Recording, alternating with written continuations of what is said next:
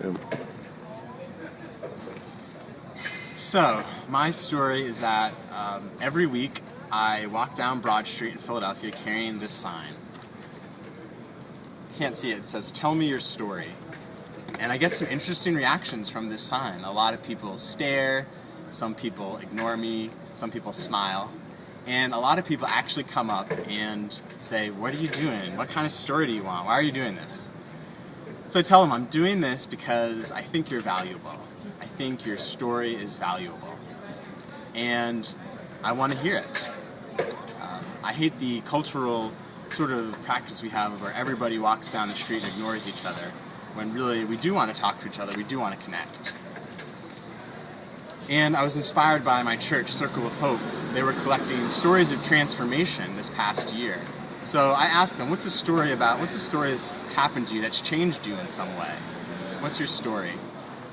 And amazingly, people share their stories. They tell stories of heartbreak, they tell stories of addiction. I've heard hilarious stories, things that have inspired me. One woman in particular told me a story how through a random series of events she came in conversation with a man, and through the conversation she found out that this man had been the one who had shot her son a few years ago. Her son had died. After hours of conversation with this man and tears after tears, she forgave him for shooting her son. And she said as soon as she did, this burden just lifted from her that had been with her.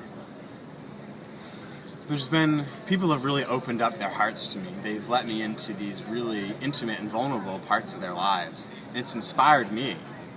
It's kind of taught me that sometimes they turn the question around. Well, what's your story? They say. And that question is a little bit harder. I'm actually a little bit more comfortable being the one behind the sign than I am doing the telling. But they've kind of been telling me what a good thing it is to share our story, so I want to share part of my story. And part of my story happened when I was on the road. My mom was driving me back to college. I'd been at home visiting for the weekend.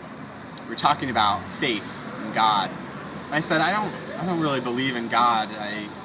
God doesn't answer me when I pray. What's the point if God's not going to answer me? And she asked me a question I'll never forget. She said, does it feel like God's listening? And in that moment, I felt this incredible feeling of love. That God wasn't just listening, but He was listening in a way that was so active, that wanted to be a part of my story every step of the way.